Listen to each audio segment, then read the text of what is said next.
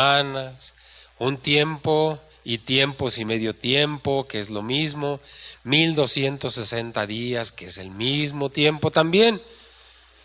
Pero introducimos a un personaje nuevo, Antíoco Epífanes IV. Dijimos que este ser malvado, este ser demoníaco que se ensañó tanto contra el pueblo de Dios, dijimos que Daniel nos lo presenta aquí por inspiración del Señor para que nosotros nos demos cuenta que este ser es un tipo solamente, tipológicamente representa a lo que va a ser el anticristo escatológico que se va a presentar después del cuarto imperio, cuando venga ese terrible tiempo de la gran tribulación.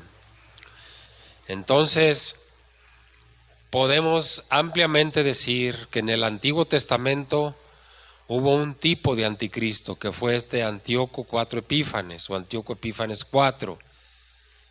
Y para el término del nuevo pacto se va a presentar ese anticristo escatológico.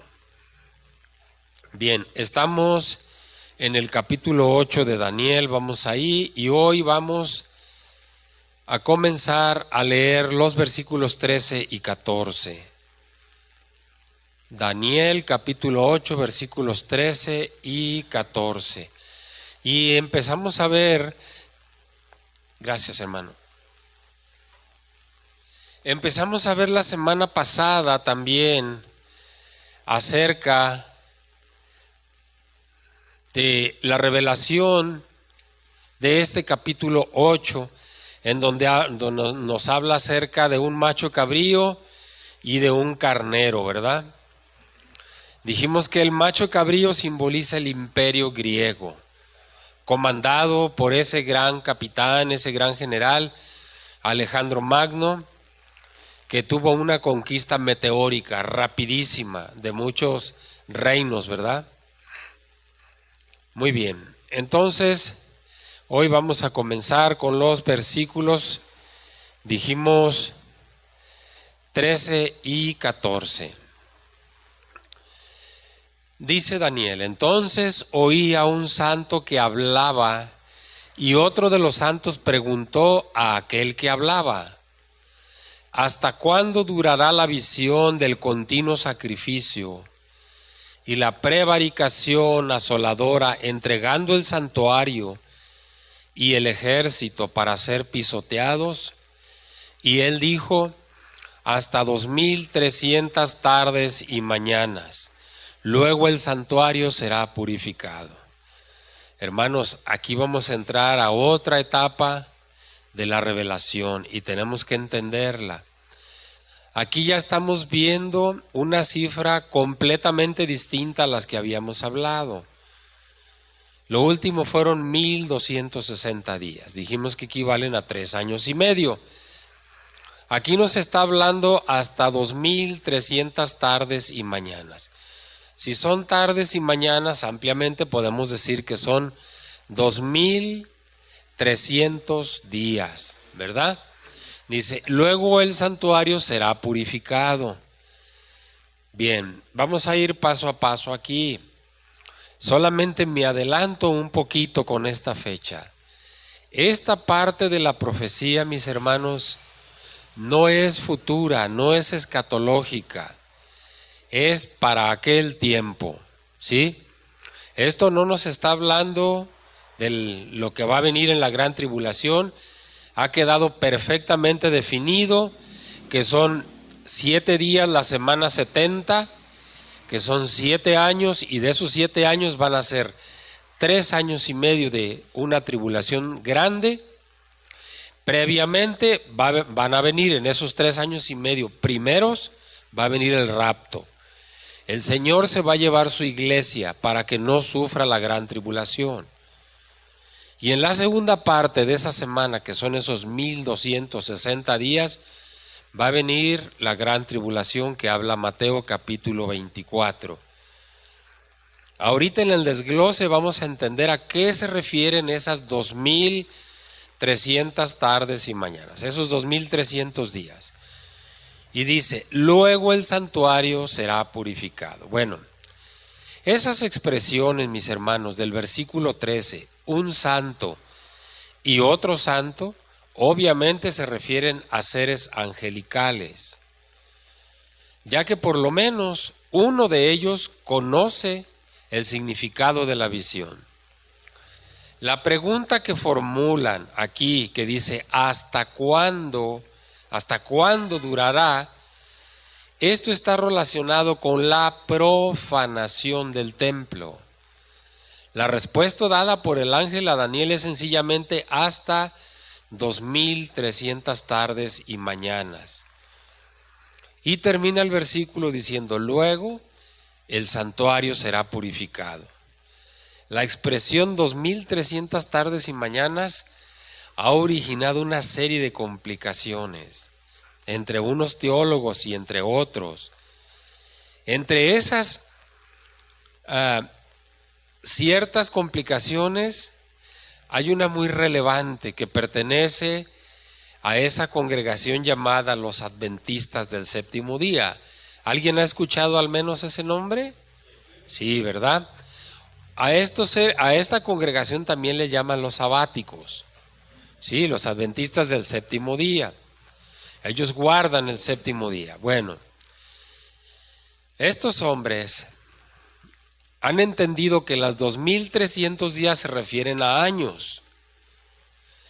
Nosotros hemos visto, lo acabamos de interpretar ahorita nosotros, los 1260 días como 3 años y medio, o un tiempo, 2 tiempos y medio tiempo, 42 meses. Lo hemos interpretado con la interpretación clásica de la Escritura, un día por año.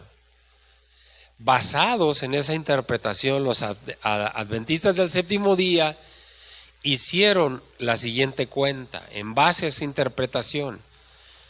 Ellos dicen que los 2300 días se refieren a años y que estos van a culminar o culminaron en 1884 con la segunda venida de Cristo.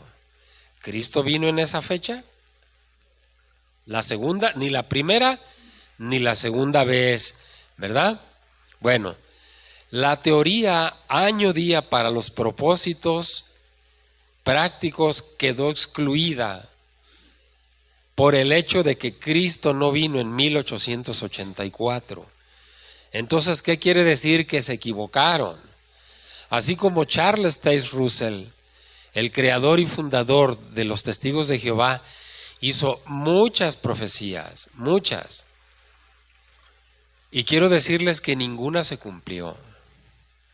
Una de ellas de manera relevante, que no viene ni está en el estudio de hoy, una de ellas dice, o él predijo, que Cristo, que la parusía de Cristo, acuérdense, esa palabra parusía significa venida visible, ¿sí? Entonces él dijo que en 1914 iba a ser la parusía de Cristo. Cristo iba a venir a gobernar la tierra 1000 años. ¿Sucedió eso? No. Pero cuando comienza la Primera Guerra Mundial, creo que julio de 1914, se reúnen los testigos de Jehová. Y entonces dice Charles Taze Russell, dice, ¿ya ven lo que les dije? El Señor ya viene, la guerra ya está aquí, el mundo se va a destruir. ¿Sucedió eso? No. Después sacaron otras fechas, no modificaron. A lo que voy es a esto. No ha habido ningún cumplimiento como tal. Hay teólogos muy connotados, tanto del gremio amilenarista, que dicen que no va a haber un milenio, como del gremio premilenarista, como nosotros, que sí aseguramos que Cristo en una segunda venida va a reinar 1000 años, y ya vimos en su momento que no se contrapone a un reinado eterno. Primero es un periodo de 1000 años donde Cristo va a entregar el reino al Padre, y entonces el Padre va a permitir ya el reinado eterno del Hijo, ¿verdad? Bueno, hay una serie de teólogos que hablan acerca o de una opinión o de otra, ¿verdad? Pero entre lo más relevante que existe y entre lo prácticamente más aceptado que existe, nos dicen que los 2300 días constituyen el periodo de tiempo transcurrido entre el año 171 antes de Cristo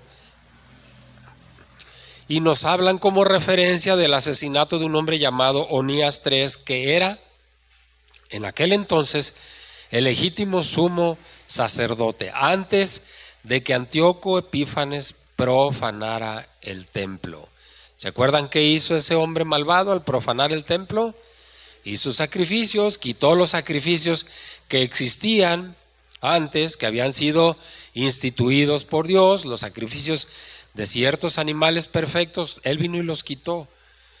Y sacrificó en el altar un cerdo y hizo bacanales terribles ahí en el templo.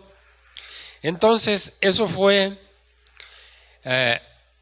el año 165 antes de Cristo, 171 al 165. Una hermenéutica correcta nos va a conducir a encontrar que el cumplimiento de los 2300 días fue dentro de ese periodo y otro periodo. Enseguida lo vamos a desglosar bien.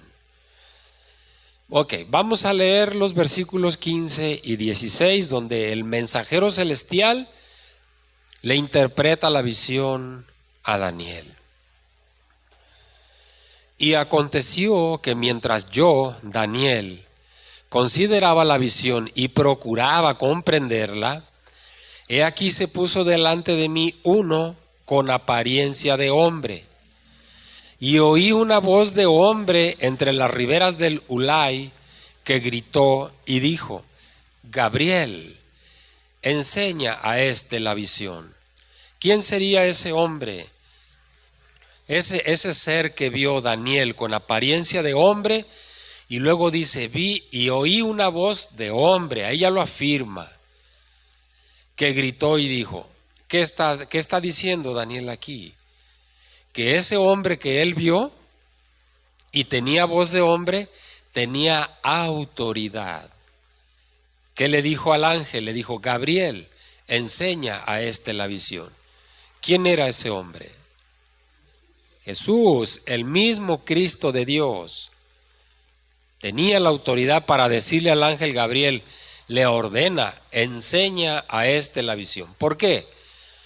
Al principio del versículo 15 dice: y aconteció que mientras yo, Daniel, consideraba la visión y procuraba comprenderla.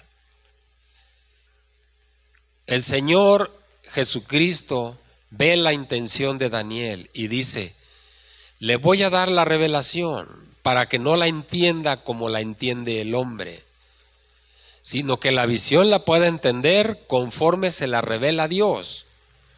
¿Sí?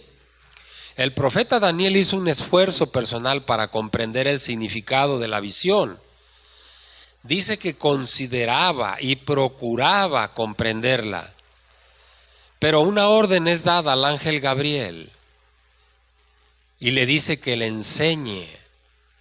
En el verbo original, en la traducción original, el verbo bin significa hacer entender. O sea, Jesús le dice: hazle entender. Nosotros ya en nuestra traducción nos dice: enseña a pero el enseñar a alguien es hacerle entender. Nosotros esta mañana estamos intentando enseñar la palabra de Dios. Estamos intentando hacerle entender a la iglesia la palabra de Dios. De modo que Dios no dejó a Daniel a expensas de su propia comprensión, de su propia intuición, sino que le comunicó el significado correcto de lo que había visto. Vamos ahora de los versículos 17 al 19. Vino luego cerca de donde yo estaba, y con su venida me asombré y me postré sobre mi rostro. Pero él me dijo: entiende, hijo de hombre, porque la visión es para el tiempo del fin. Mientras él hablaba conmigo, caí en tierra sobre mi rostro. Primero se postró. Y aquí dice, caí en tierra sobre mi rostro, se derrumbó en el piso. Y él me tocó y me hizo estar en pie. Aquí está la respuesta. Se tiró completamente, le faltaron sus fuerzas y se tira. Entonces por eso el ángel lo toca para levantarlo. Y dijo, he aquí yo te enseñaré lo que ha de venir al fin de la ira. ¿La ira de quién? La ira de Dios. Porque eso es para el tiempo del fin. Yo les acabo de mencionar las 2300 días que no son para el tiempo del fin. Y aquí estamos leyendo que eso es para el tiempo de fin, pero no se refiere a las 2300 días. Se está refiriendo a esto que ya está hablando. ¿Sí? Fíjense qué tan difícil cuando no se tiene la inspiración del Espíritu Santo. Qué tan complicado es entender. No solamente la palabra de Dios, la profecía es imposible de entender si no se tiene la inspiración del Espíritu Santo. ¿Qué le pasó a Daniel? Ya hablamos que Daniel era un anciano aquí. 70 años la cautividad, más su edad de 17, 16 años, estaba cerca de los 90. Y fíjense lo que le sucede a un hombre de Dios. Cuando viene una visión, una revelación tal, se le acabaron todas sus fuerzas y se fue al piso, todo desmadejado. Pero el ángel lo toca. ¿Qué pasa? Le infunde fuerza, le infunde energía. ¿De quién? ¿Del ángel o del Espíritu de Dios? Del Altísimo. Y se pone de pie y se levanta. Y aquí yo te enseñaré lo que ha de venir al fin de la ira. No ha venido todavía el fin de la ira. Y luego le recalca, porque eso es para el tiempo del fin. Todavía no estamos ahí. Dijimos que el Señor nos va a estar hablando y enviando mensajeros y nos va a estar exhortando y nos va a estar previniendo. Esa es una de las grandes virtudes y características de Dios. No nos va a enviar nada de repente. El ángel Gabriel, obedeciendo la orden recibida, se acercó a Daniel para darle la revelación de la visión. El profeta Daniel confiesa haberse asombrado y haber caído a tierra. Y el ángel le recalca a Daniel que la visión es para el tiempo del fin. Esta expresión es un poco difícil de comprender, pero el ángel usa dos expresiones que nos pueden ayudar a entender esto. Le dice al fin de la ira y le dice que es para el tiempo del fin. ¿Qué nos ayuda a entender eso? Que no fue para aquel entonces de las 2300 días. Claramente le está diciendo al fin de la ira y el tiempo del fin, ¿verdad? Entonces esto nos dice que esto es precisamente para los últimos días. Esta declaración para el tiempo del fin significa que aparte de la relación obvia que la visión tiene con los sucesos de un futuro inmediato, que es cuando habla de los 2300 días, que es a saber en los tiempos del imperio persa y el griego, ¿sí? La visión completa de esto nos sirve para ver algo que va a ocurrir en el tiempo del fin, en el tiempo del fin del presente orden mundial. Hagan de cuenta, esos 2300 días de los que habla es un tipo de lo que va a ocurrir después. Así que para el tiempo del fin se refiere al final absoluto, ¿sí? De modo que una palabrita hebrea, que es la palabra Getz, se refiere a un hecho especial, a un hecho que tiene carácter propio, que es el tiempo del fin. En otras palabras, miren, el rey Antíoco es visto como una clase de anticristo del Antiguo Testamento. Solo semejante a Cristo. El derribamiento y la profanación del santuario se corresponden con experiencias similares de la iglesia. El sufrimiento del pueblo santo corresponde con los sufrimientos de la última gran tribulación. Cuando se tiene esto en mente, entonces el capítulo pierde ya su aislamiento de que si es para antes o es para después, cuando podemos separar ese tiempo. Muy bien. Entonces ya dijimos que eso es futuro, ¿verdad? El tiempo del fin es el tiempo de la consumación, cuando el Señor va a regresar desde el cielo. La expresión el tiempo del fin se refiere a una época aún futura, que tiene que ver, repito, con la segunda venida de Cristo. Vamos a los versículos 20 al 22. En cuanto al carnero que viste, que tenía 2 cuernos, estos son los reyes de Media y de Persia. ¿Se acuerdan que lo vimos cuando estuvimos viendo a este carnero? El macho cabrío es el rey de Grecia, y el cuerno grande que tenía entre sus ojos es el rey primero. Y en cuanto ese rey primero representa a Alejandro Magno. Y en cuanto al cuerno que fue quebrado y sucedieron 4 en su lugar, significa que 4 reinos se levantarán de esa nación, aunque no con la fuerza de él.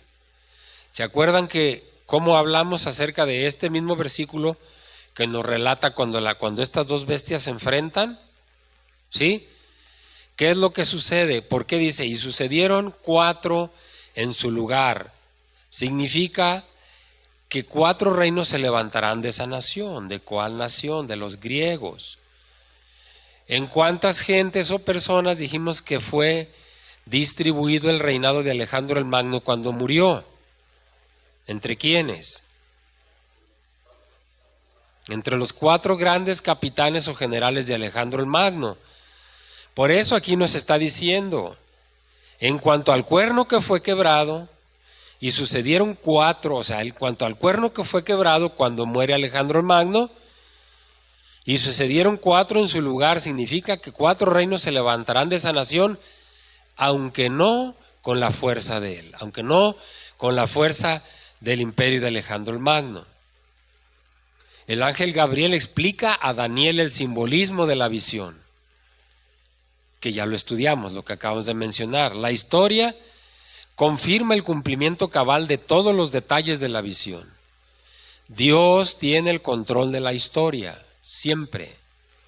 Su providencia obra de manera que todos sus propósitos se cumplen exactamente como los planeó, dice la palabra, desde antes de la fundación del mundo. Si Dios no pudiera hacer eso, entonces no sería Dios. ¿Sí? Versículos 23 al 25. Daniel capítulo 8, versículos 23 al 25. Y al fin del reinado de estos, ¿de cuáles estos? De los 4 reinos. Cuando los transgresores lleguen al colmo, se levantará un rey altivo de rostro y entendido en enigmas, y su poder se fortalecerá, mas no con fuerza propia, y causará grandes ruinas y prosperará y hará arbitrariamente y destruirá a los fuertes y al pueblo de los santos.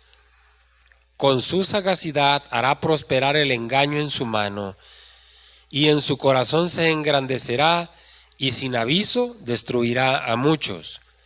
Y se levantará contra el príncipe de los príncipes, pero será quebrantado, aunque no por mano humana. Miren qué interesantísimo es este pasaje.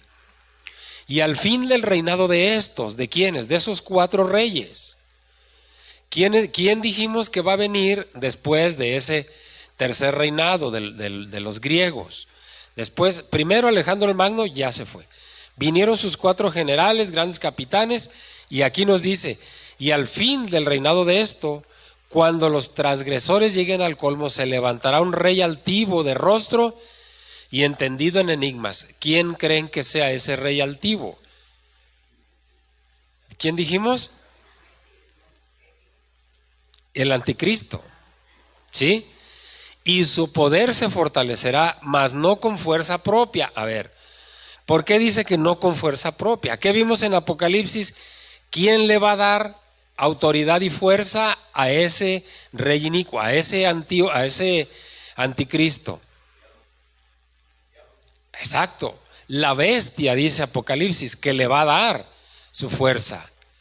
Por eso dice, no con fuerza propia. El diablo se lo va a alimentar, la fuerza, el poder del diablo va a estar en ese rey inicuo. Y causará grandes ruinas y prosperará y hará arbitrariamente y destruirá a los fuertes y al pueblo de los santos. Con su sagacidad hará prosperar el engaño en su mano y en su corazón se engrandecerá. ¿Contra quién se va a engrandecer en su corazón? ¿Contra quién dijimos que iba a atentar? Pensando en que tiene una grandeza tan enorme que iba a atentar y hablar mal en contra de quién. Del mismo Dios, del mismísimo Dios. Dice, y en su corazón se engrandecerá y sin aviso destruirá a muchos. ¿Se fijan cómo ahora es la característica completamente distinta de la que hablamos ahorita? Que Dios, el Altísimo Dios, nunca nos va a mandar algo sin aviso.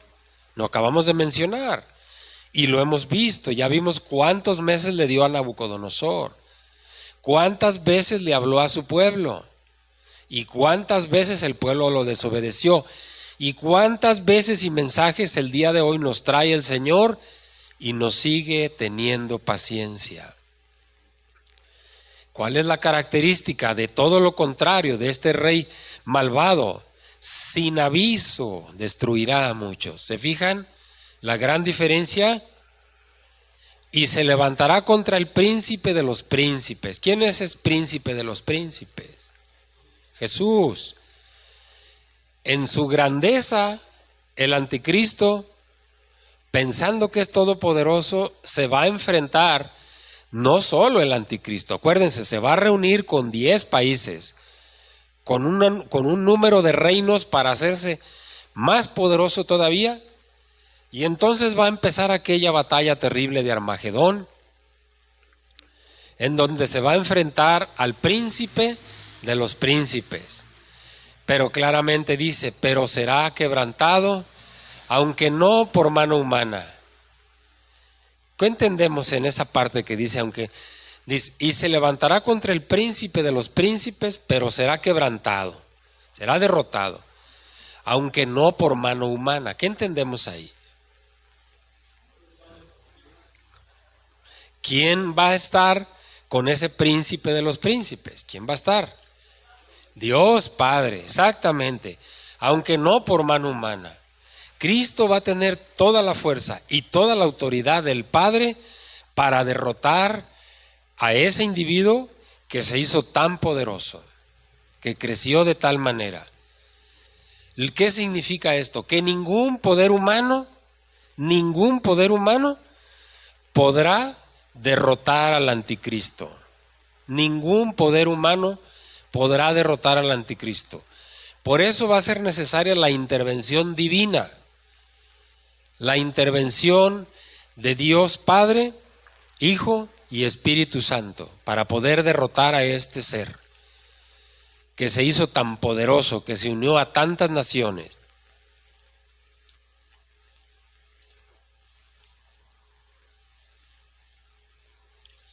¿Nos va quedando muy claro esto, mis hermanos? Estamos entendiendo el libro de Daniel. Esa frase, y al fin del reinado de estos, ya dijimos que se refiere a esos 4 reinos en que el imperio romano fue dividido. El profeta dice que se levantará un rey altivo de rostro y entendido en enigmas. Ya vimos quién es ese personaje, ¿verdad? Ese rey altivo de rostro entendido en enigmas se refiere también a Antíoco Epífanes IV, que es un tipo del anticristo moderno. Vamos a ver el versículo 26. Daniel capítulo 8, versículo 26. La visión de las tardes y mañanas que se ha referido es verdadera. Y tú guarda la visión, porque es para muchos días. Observen esto. La visión de las tardes y mañanas que se ha referido es verdadera, está firme. Guarda la visión, porque es para muchos días. Pero se fijan cómo el ángel no le está diciendo porque es para el tiempo del fin. ¿Notamos eso? Por lo tanto, es para muchos días, pero no es para el tiempo del fin. ¿Sí? Entonces, hablamos en el versículo 4 acerca de esta fecha. Ahora vamos a desglosarla y a entenderla para saber a qué se refiere. Dijimos que se refiere al periodo ocurrido entre el año 171 a.C., que toma el Antíoco Epífanes, aparece en la escena, y la fecha de la purificación del templo en el año 165 a.C. La fecha más cercana que tenemos para esto es el 25 de diciembre del año 165. Vamos a entender algo. ¿Cuántos días dijimos que en el calendario hebreo y en aquel entonces tenía el año? Nosotros hoy tenemos de 365 días. ¿Sí? ¿De cuánto eran los años en aquel entonces? ¿Se acuerdan la fecha que hablamos? 360 exactamente, 360 días. Nosotros tenemos meses de 30 días y meses de 31 días. En aquel entonces los meses eran de 30 días, todos. No había bisiestos, no había de 31, eran de 30 días. Entonces, mis hermanos, si multiplicamos 360 por 6, ¿por qué por 6? Porque son 6 años entre el año 171 y 165, hay 6 años ahí. Si esos 6 años los multiplicamos nosotros, o sea, 360 días por 6, que son los 6 años, nos da 2160 días. ¿Sí? 2160 días. Pero, esto ocurrió entre el 1 de septiembre y entre el 1 de septiembre del 171 y el 25 de diciembre del 165. Estamos hablando de 4 meses, septiembre, octubre, noviembre y diciembre, 4 meses más. Y 4 meses más, por 30 días nos dan 120 días, 4 por 3, 12, 120 días.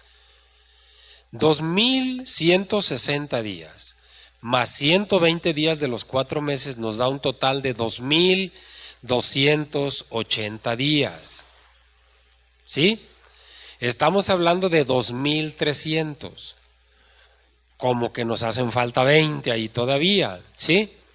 Bueno, algunos otros toman la fecha no del 25 de diciembre, sino hasta el día 30, que hay otros 5 días ahí.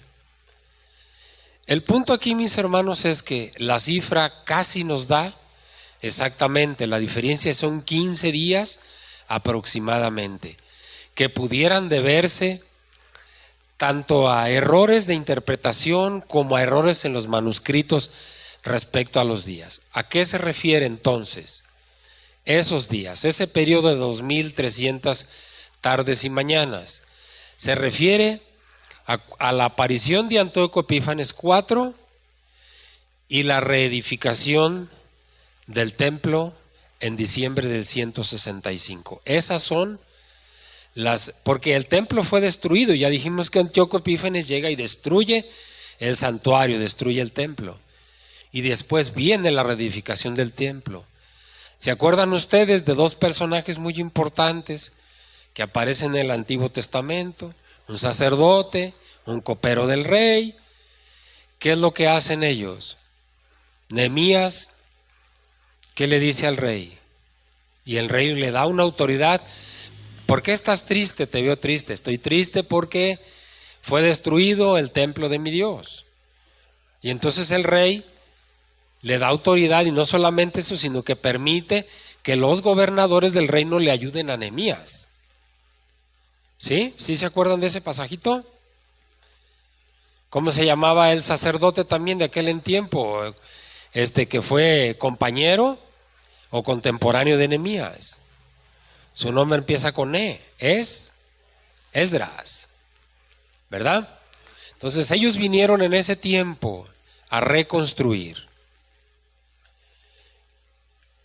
Creo que de alguna manera ya nos queda un poquito claro a qué se refieren esos 2300 días. Eran para aquel tiempo, no son futuros. Por eso le dice el ángel que esa visión es para muchos días, pero no le dice que es para el tiempo del fin. ¿Correcto? Entonces casi estamos cerca de la cifra perfecta. Debe notarse aquí esa frase, que es para muchos días. El libro de Daniel fue escrito en el año 535 a.C. y la profecía de este capítulo 8 tuvo un cumplimiento histórico, fue para aquellos días.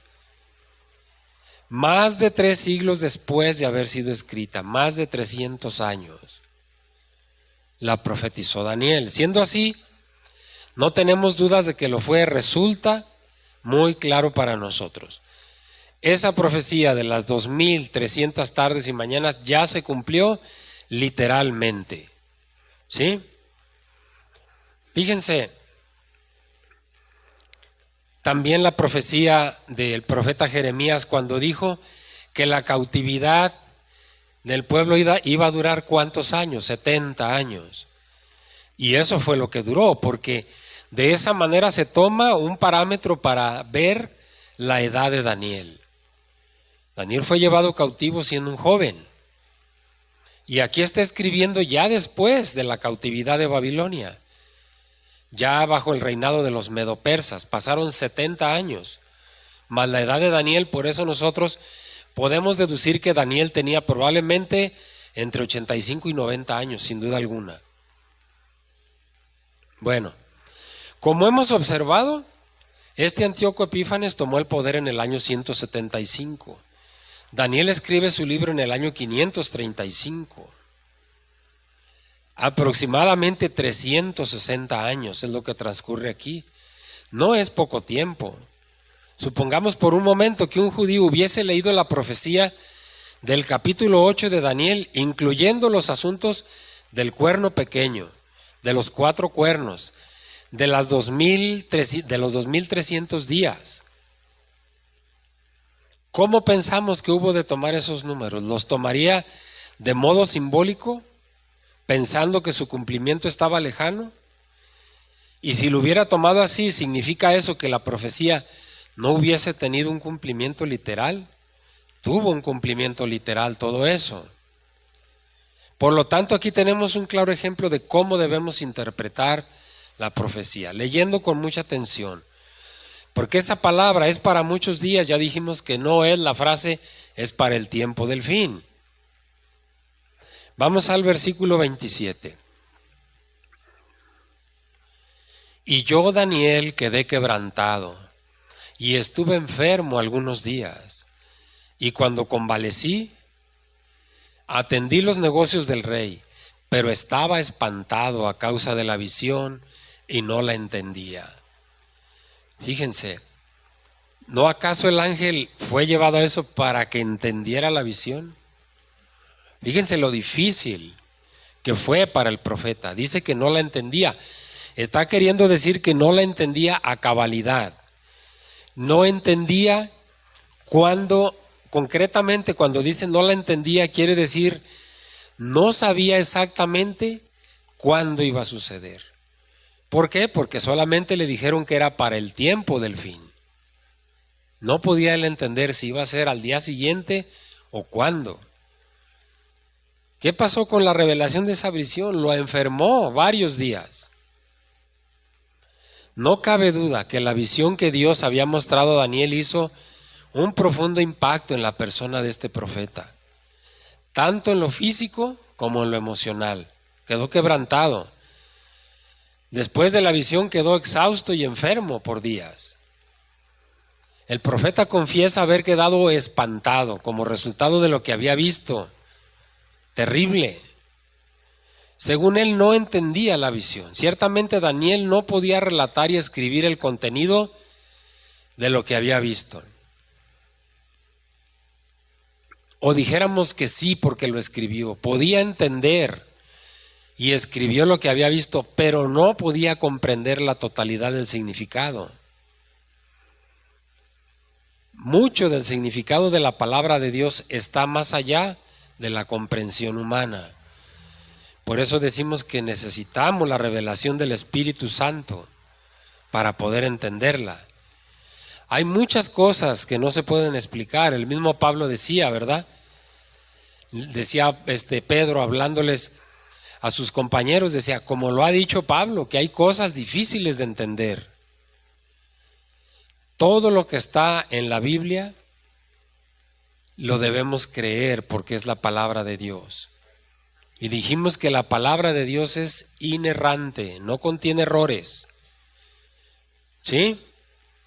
Como un pequeño resumen de este capítulo, les puedo decir que el capítulo 8 de esta profecía revela la lucha entre el imperio medo-persa y el griego macedonio de Alejandro el Magno. La carrera meteórica de Alejandro el Magno y su súbita muerte, 10 años después, se presentan a través de la figura del macho cabrío, que poseía un cuerno muy prominente. También se narra lo ocurrido después de la muerte de Alejandro, es decir, cómo se divide su reino en 4.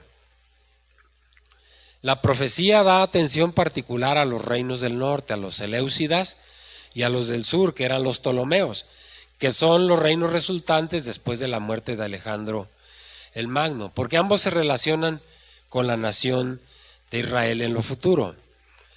La mayor atención se le da aquí en este capítulo a Antíoco Epífanes IV.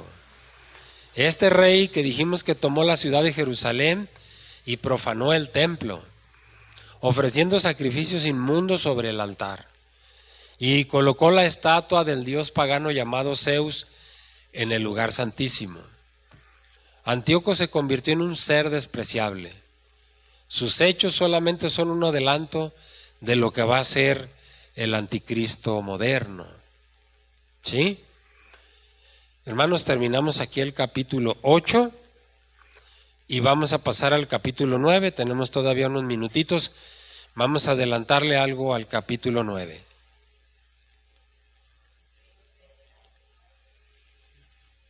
El imperio medo-persa fue una unión de esos dos cuando los persas fueron más grandes que los medos. Por eso un cuerno era más grande que el otro.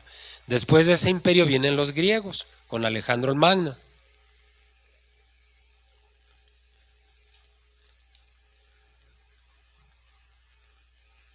Y después de los griegos el imperio romano. Ya lo tenemos aquí. Bien, vamos a ver ahora el capítulo 9. 27 versículos, 1 al 27, en donde viene la revelación de las 70 hebdómadas. ¿Se acuerdan a qué dijimos que era lo mismo esa palabra hebdómadas? Semana, la revelación de las 70 semanas. El capítulo 9 que vamos a estudiar ha sido reconocido generalmente como la piedra de toque para la interpretación de gran parte del material profético de las Escrituras. Este capítulo se relaciona directamente con el plan de Dios respecto de su pueblo querido, de la nación de Israel. Esto puede verse claramente cuando estudiamos objetivamente el contenido del pasaje, como lo vamos a hacer. Este material se divide en dos partes principales. Primeramente, Daniel busca en oración una respuesta divina concerniente a la terminación de la cautividad de Israel. Lo vamos a ver de los versículos 1 al 19. Y en la segunda parte, en respuesta a la oración del profeta, Dios le revela la profecía tocante a las 70 semanas. Muy importante este capítulo 9. ¿Se acuerdan que el pastor la semana pasada nos hablaba acerca de esto? De la oración de Daniel por su pueblo. Lo vamos a ver. Entonces vamos a ver la oración de Daniel tocante a la terminación de la cautividad. Daniel, acuérdense que fue de los primeros judíos que fueron llevados cautivos a Babilonia. Sabiendo que habían pasado unos cuantos años desde el día en que fue llevado a la corte de Nabucodonosor, el profeta comienza a investigar en las escrituras para saber con precisión la fecha del fin de la cautividad. Vamos a leer los versículos 1 y 2. Capítulo 9, Daniel, versículos 1 y 2. Ya nos vamos acercando, mis hermanos. Estamos, ahora sí que, perdón por la expresión, pero más cerca que cuando empezamos. ¿Alguien tiene la fecha cuando empezamos este estudio? ¿Usted la tiene, hermana? ¿Cuándo fue? ¿No? Bueno, ¿nos la trae la próxima semana? Perfecto. Porque yo me acuerdo que yo les comenté que nos iba a llevar 6, 8 meses y que probablemente íbamos a terminar para octubre. Y creo que vamos a poder terminar para octubre. Nos faltan 4 capítulos, del 9 al 12. Ahí vamos. Este es un estudio, mis hermanos, de 380 páginas. Este solo libro. Vamos prácticamente en la 250. Ya estamos cerca. Bien, versículos 1 y 2. En el año primero de Darío, hijo de Asuero, de la nación de los Medos, que vino a ser rey sobre el reino de los caldeos, en el año primero de su reinado, yo, Daniel, miré atentamente en los libros el número de los años en que habló Jehová al profeta Jeremías, que habían de cumplirse las desolaciones de Jerusalén en 70 años. En el año primero de Darío, hijo de Asuero, hace 1 o 2 semanas hablamos de un tal Asuero, pero vamos a ver ahorita si es el mismo personaje o no. De la nación de los Medos, que vino a ser rey sobre el reino de los caldeos. ¿Quiénes eran esos caldeos? El rey de los caldeos, ¿quién era? Ese rey que hemos estado estudiando desde el principio del libro. Nabucodonosor, que vino a ser rey sobre el reino de los caldeos. Los medos y los persas derrotaron a los caldeos, derrotaron a Nabucodonosor. Dice, pues en el año primero de su reinado, yo, Daniel, miré atentamente en los libros el número de los años en que habló Jehová al profeta Jeremías. Ese atentamente en los libros no se está refiriendo a los libros de la vida, se está refiriendo a los libros escritos, a la escritura de los profetas. Por eso dice, en que habló Jehová al profeta Jeremías, que habían de cumplirse las desolaciones de Jerusalén en 70 años, que fue el tiempo que fue llevado cautivo Jerusalén por los caldeos, por Nabucodonosor.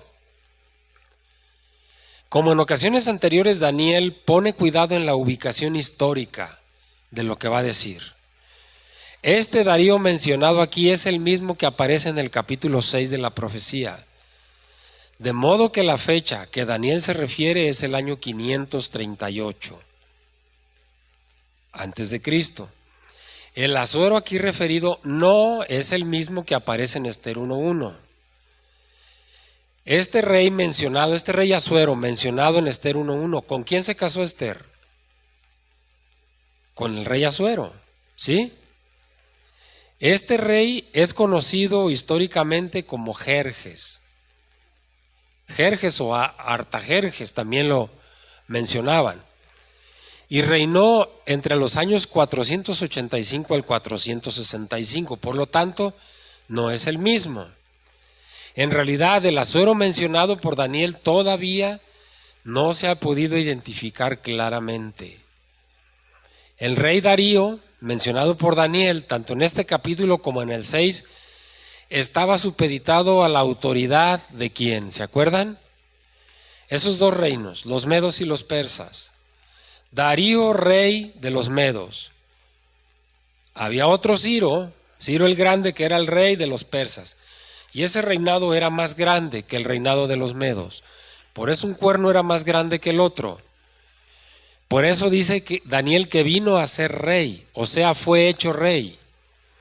Evidentemente por Ciro el Grande. Ciro el Grande le dio esa autoridad sobre el reino de los caldeos. Era un reino inmensamente grande.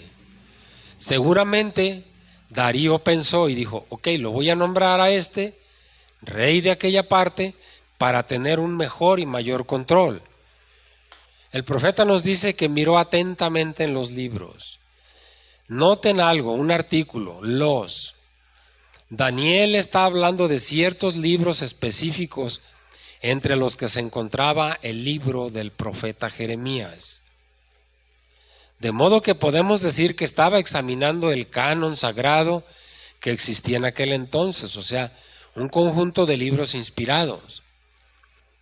En el Antiguo Testamento, ¿recordamos alguna carta? Porque en el Nuevo, la carta a los tesalonicenses, la carta a los romanos, la carta a los corintios, la carta a los gálatas.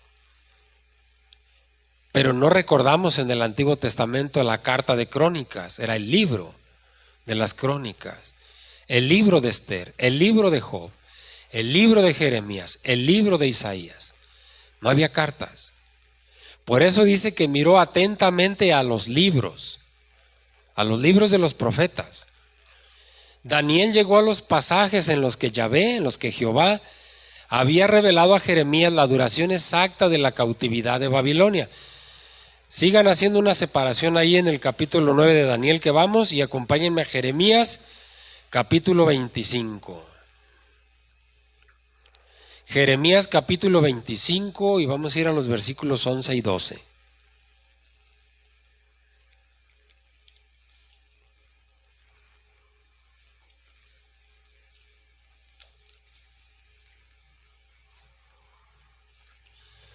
Jeremías capítulo 25 versículos 11 y 12.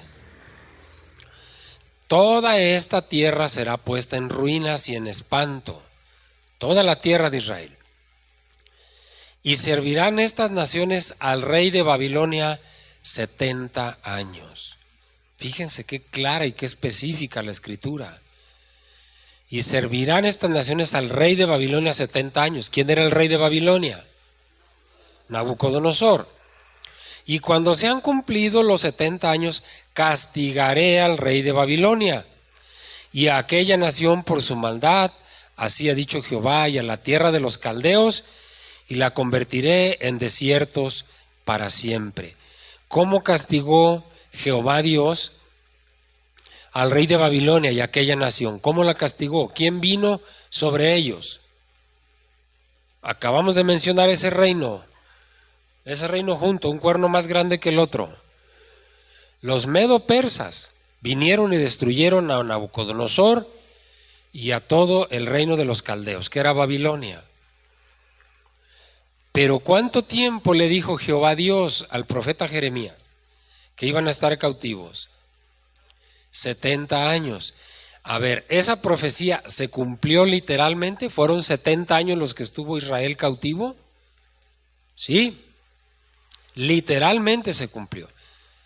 Ahora acompáñenme al capítulo 29 de Jeremías. Estamos en el 25. Acompáñenme al capítulo 29, versículo 10. Porque así dijo Jehová: cuando en Babilonia se cumplan los 70 años, yo os visitaré y despertaré sobre vosotros mi buena palabra para haceros volver a este lugar. La expresión del número de años de que habló Jehová al profeta Jeremías es muy importante. Jehová es el Dios guardador del pacto. Ese nombre se relaciona directamente con la nación de Israel, que es el pueblo pactado de Dios, el pueblo con el que Dios hizo pacto. De modo que Daniel está apelando, como vamos a ver un poquito adelante, al cumplimiento de las promesas hechas por Dios en su pacto. Esa es la oración de Daniel. Tú que guardas el pacto, tú que eres fiel. Daniel deseaba saber cuándo se cumplirían los 70 años. Sabía que la desolación duraría 70 años. Lo había leído en los libros del profeta Jeremías. Pero deseaba saber cuál era exactamente el tiempo, ahora sí que el día y el mes en el que se iba a cumplir aquello. Nos vamos a quedar aquí. La semana que entra vamos a iniciar leyendo el versículo 3. Lo voy a leer ahorita solamente como referencia. Y volví mi rostro a Dios el Señor, buscándole en oración y ruego, en ayuno, cilicio y ceniza. Un versículo pequeño, pero tiene cosas bien importantes. Volví mi rostro a Dios. Cuando nosotros tenemos problemas o queremos entender algo, ¿qué debemos hacer? Volver nuestro rostro a Dios. ¿Y cómo debemos hacerlo? Buscándole cómo. ¿Cómo lo hizo el profeta? En oración y ruego. Y luego dice, en ayuno, cilicio y ceniza. Esto es como diciendo en penitencia, humillándonos ante Dios. En ayuno, sujetando el cuerpo. ¿Sí? Nos vamos a quedar aquí, en este versículo 3, capítulo 9 de Daniel. Mis hermanos, ¿hay alguien que tenga alguna pregunta, alguna duda que tenga? ¿O nos quiera comentar algo? ¿No? Bien, vamos a terminar este día. Gracias, Señor bendito, por esta mañana. Gracias por este tiempo, Señor. Gracias por estos hombres y mujeres, Señor, esforzados y valientes, Señor, que están aquí esta mañana, Señor, queriendo conocer un poco más acerca de estos tiempos, Señor, y de la revelación de esta profecía. Padre bendito, muchas gracias por este día, Señor. Muchas gracias, Señor bendito, por el don de la vida. Gracias, Señor, porque en que hemos tenido dificultades y tal vez unas carencias, usted nunca nos va a abandonar, Señor. Sea su nombre enaltecido y engrandecido, Señor. Reconocida su majestad en todo el mundo, Señor. En el nombre de nuestro Señor Jesucristo. Amén.